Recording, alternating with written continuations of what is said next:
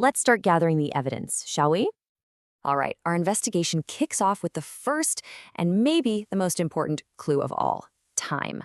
It's the very first question any doctor's going to ask, and it's where we start cracking the case. So think about it. How long has this thing been hanging around? Is it a new thing, just a couple of days? Or has it been your unwanted companion for weeks or even longer? This single clue is so critical. A cough that just pops up for a bit is usually your body fighting off some temporary bug.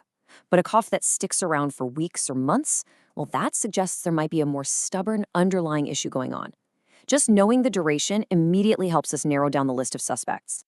Okay, clue number 1 is in the bag. Let's move on to our next clue and see how this all builds. Now we need to look at the character of the cough itself. Is it just air, or is it bringing something else up with it? This leads us to our second huge distinction. And here they are, the two main characters in this story. On one side, you've got a productive cough. You might call it a wet cough. This is your body actively trying to clear mucus and gunk out of your airways. It's doing a job. On the other side, you've got the dry cough. This one's more about irritation, that classic, annoying tickle that doesn't really result in, well, anything. Telling these two apart is absolutely essential for our investigation. All right, we've gathered our key pieces of evidence. We've got the duration, that's clue number 1, and we've got the type, that's clue number 2. So now it's time to put these clues together and see what they're telling us. This is the part where we connect the dots and the whole picture really starts to come into focus. This is the big question, isn't it? How do we take these two separate facts and make sense of them? What happens when we combine what we know about how long the cough's been around with what it feels and sounds like? And boom, here's where it all comes together beautifully.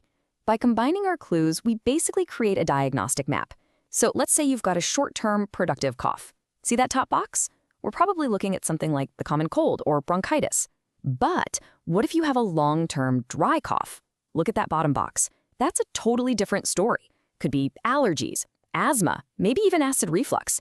You see how each little quadrant points us toward a completely different set of possible causes? So, once we have a pretty good idea of what's causing the cough, the path to feeling better gets a whole lot clearer. Understanding the why is always the most important step in figuring out the how. How to actually find some relief. Now, this is so important. Treatment is never one size fits all. A cough suppressant that might quiet down a dry, irritating cough could be exactly the wrong thing to take for a productive cough. Why? Because that productive cough is your body's way of clearing out an infection. The treatment absolutely must match the underlying problem. This really just sums up our whole investigation perfectly. It's a simple, logical flow. First, we identify the duration. Step 2, we identify the type. Together, those clues help us uncover the likely cause. And that, finally, leads us right here to choosing a smart, targeted treatment that's actually based on evidence. If you remember one thing from all this, let it be this right here. A cough isn't the actual problem. It's a signal of the problem. Think of it like the check engine light in your car. The goal isn't just to turn the light off. It's to figure out why it came on in the first place. You've got to listen to the signal. So the next